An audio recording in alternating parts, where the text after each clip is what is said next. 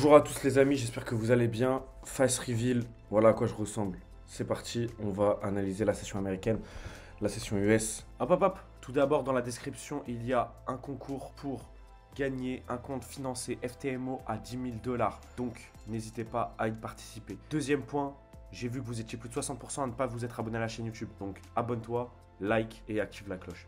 Allez, je te laisse avec la vidéo. Il s'est passé beaucoup de choses cette nuit.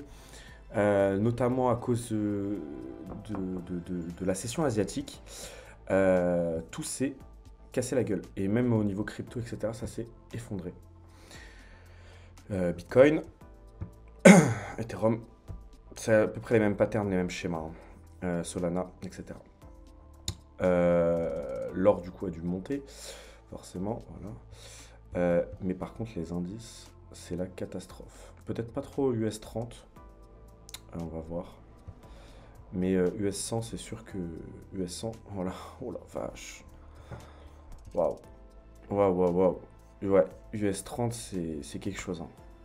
Waouh. Ça a perdu combien de points, ça, à l'ouverture? On a perdu quasiment 5%. Waouh. C'est quelque chose, hein. C'est quand même quelque chose. Et US 30, pareil, je pense. Ouais, un petit peu, ouais. Mais US 30, ça a pu un peu rebondir. Bon. On va analyser déjà ce que j'avais dit vendredi. Alors, par exemple, sur le gold, on va commencer par le gold directement. Il n'y a pas de news aujourd'hui, je crois. Doit y avoir les ventes de logements neufs aux États-Unis, mais ça ne nous impacte pas trop. Il y a 16h, ah si, il y a 16h30, il y a un discours de Lagarde, BCE. Bon, je pense que ça ne va pas nous impacter tant que ça. Mais par contre, ça va être intéressant. Pourquoi on a eu cette grande descente, etc. Pourquoi cette grande baisse? Pourquoi le marché s'est effondré? Parce que en Chine, hier, vers 2-3 heures du matin, la Chine a sorti une application qui s'appelle DeepSeek et qui est numéro 1 App Store, donc numéro 1 aux États-Unis, sur l'App Store des États-Unis. Numéro 1 App Store, DeepSeek, c'est quoi? C'est le chat GPT, en fait, chinois, qui serait beaucoup plus performant, beaucoup plus puissant que ChatGPT actuellement et gratuit. Donc ça fait un peu de l'ombre du coup à l'économie américaine et du coup aux technologies et du coup à l'US 100, à l'US 30, etc. Bon, on va commencer par l'or tranquillement pour voir ce qu'on peut faire aujourd'hui. L'or, je le voyais range, donc repasser ici, range et pourquoi pas rebondir. Ouais, effectivement, on rebondit dans cette zone-là, hein, évidemment. Voilà, on aurait pu faire quelque chose un peu comme ça. On rebondit dans cette zone-là et après on repasse à l'achat. L'or était assez compliqué parce que l'or était très haut, très très haut. L'or a quasiment atteint ses ATH précédents, donc assez compliqué. L'or aujourd'hui, je pense que je ne vais pas le toucher. Il s'est cassé un petit peu la gueule durant la session asiatique, ce qui est anormal, mais il a tout ravalé hein, quasiment. On a quasiment ravalé l'entièreté du mouvement. Donc voilà. L'or, ça va être intéressant. Alors, on va peut-être voir pour des achats. Bah, je pense que là, on aurait dû partir à l'achat dans ces zones-là. Si on trace des Fibo, par exemple, on va regarder ça. Mais ouais, on touche les 0,7, on est entre les 0,6 et les 0,7. Paf, on aurait pu repartir sur des achats. Bon, évidemment, c'était impossible. Bon, impossible, on va pas dire impossible, mais il était 8 h du matin. Personnellement, j'avais d'autres choses à faire. Bon. On va essayer de pouvoir peut-être trouver des ventes. On va voir si on trace des fibos comme ça. Pourquoi pas trouver des ventes dans cette zone. Mais aujourd'hui, je pense que je vais le laisser tranquille. Alors, les ventes, elles seraient comme ça.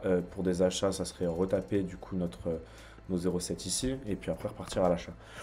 L'or, je pense que je vais le laisser tranquille aujourd'hui. Voilà. Il n'y a pas de... Je vais pas mettre la pression sur l'or. On va faire US 30, bon, qui a pas trop mal réagi, hein, pas trop mal réagi. Donc moi je le voyais du coup passer plus bas et après remonter. Donc là on est passé plus bas, donc là on espère que ça remonte aujourd'hui dans la journée. Assez compliqué la session de vendredi, hein. Il n'y avait pas grand chose, pas de gros setup, etc. Il n'y avait pas de beaux mouvements à prendre. Donc forcément c'était un peu complexe. Là, on est sur une zone daily, si je dis pas de bêtises, donc on rebondit bien dessus. Faites voir si je le regarde en daily ou en H4 peut-être. Alors on a des sell zones ici. Ok, ok, ok. En fait, si on étend par exemple cette sell zone là, ouais, on tombe pile dessus. Et si on... Ouais, en fait, vous voyez, on tombe pile dessus sur cette sell zone là, donc ouais, on pouvait s'attendre à une vente. On pouvait s'attendre à vendre. Aujourd'hui, je pense que le mieux, ça serait d'attendre, peut-être de redescendre hein, encore. J'aimerais bien qu'il redescende, mais bon. En fait, il a fait un gros rejet en H4. La 4 heures, elle est pas si mal que ça. Si jamais elle arrive à clôturer au-dessus, on pourra prendre des achats. Ça serait le top du top. Donc si jamais on clôture au-dessus d'ici, on pourra prendre pourquoi pas des achats direction le top précédent, par exemple, pour ravaler toute cette descente, ça serait l'idéal. Ou même pourquoi pas les ATH qui se retrouvent ici. Ça serait pour Dow Jones à voir, parce que là, en fait, on fait un très beau rejet en H4. En H1, ça doit être pareil, ça doit être pas si mal que ça. Beau rejet, etc., une angle-bande, etc. Franchement, c'est pas mal, c'est pas si mal que ça, le setup est bon. Faut voir comment la 1 heure, la 4 heures clôture, mais voilà un peu mon plan pour Dow Jones. Et là, on va passer à la bête noire Nasdaq, parce que forcément, Nasdaq, c'est le plus impacté avec ce qui s'est passé, avec DeepSeek, etc. Parce que c'est les technologies. Hein. Nasdaq, c'est les industries, la technologie, etc. Donc forcément, c'est un peu complexe. Alors, on va revenir sur vendredi. Sur vendredi, il y a eu des petits loupés. Bon, j'ai pris des achats qui se sont bien passés. Je vais peut-être revenir dessus, voir rapidement. C'est des achats en M5, si je dis pas de conneries. Ouais, exactement. Alors, on va faire comme ça. Voilà. Alors, pourquoi parce que du coup, là, on arrivait sur un range. En fait, on était sur un bas de range où en fait, on méchait dans une zone. Ici, on a méché plusieurs fois. Là, ici aussi. Et du coup, là aussi, on a bien méché. Donc, du coup, j'avais dit, bon, allez, c'est bon, ça me saoule. On va essayer de prendre un achat. Je l'avais pris en 15e, je crois, si je dis pas de bêtises. Si je ne dis pas de bêtises. Bah, il est où mon graphe Ah non, il est là. Bon, on va le regarder dans 5 minutes. Si je dis pas de bêtises, ouais, je l'avais pris ici. J'ai fait ici. J'ai fait un 1 pour 1. J'ai fait un 1 pour 1 avec stop loss glissant, etc. Donc voilà. Mais je suis parti à l'achat à la cassure de la mèche précédente, classique. Et après, bon, j'ai vu qu'on avait rebondi, tester les 0,6. J'ai dit, vas-y, on coupe. On coupe, c'est pas pour moi. C'est le seul truc que j'ai pris vendredi. Et au final, j'ai bien fait, parce que au final, sortie d'OPR et ça s'est effondré. On va regarder ce qui se passe aujourd'hui, parce que c'est un peu chaud aujourd'hui. Hop. Alors oui, comme j'ai dit, on a perdu quasiment 5%, 4,26, hein, très précis, pour être très précis, pardon. Et là, on est en train de rebondir sur une zone 4 heures. La zone rouge, c'est une zone 4 heures, si je dis pas de bêtises, qui a l'air assez strong, hein, qui a rebondi ici plusieurs fois. Donc pourquoi pas repartir sur des achats, je me précipiterai pas, je vais attendre l'ouverture US. Franchement, c'est pas un beau setup, c'est pas un beau graphe. C'est pas des beaux graphes là pour l'instant. Hein. Je vais voir si on dégrossit un petit peu, pourquoi pas. En fait, si on dégrossit un peu, alors bon, supposons qu'on se mette sur la dernière montée. Ouais, en fait, si on veut, là, on a quasiment rattrapé le mouvement complet de la dernière montée. Une dernière montée qui date du 13 janvier, donc ça fait une dizaine de jours, donc c'est quand même pas mal de remonter tout ça.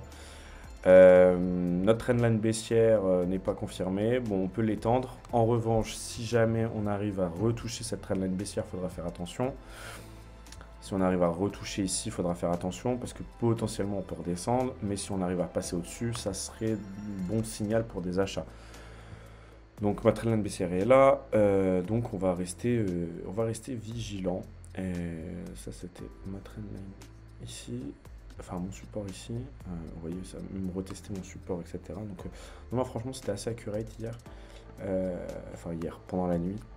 Donc, si on arrive à toucher et à rattraper le bas de ma session, enfin de ma trendline baissière, et qu'on arrive à passer au-dessus, pourquoi pas tenter des achats dans cette zone. Dans le cas contraire, on va pouvoir vendre peut-être. Ça m'étonnerait que les marchés ouvrent à la hausse. Ils vont plutôt ouvrir à la baisse puis à la hausse, peut-être. Je pense qu'ils vont aller chercher beaucoup plus de liquidités en bas.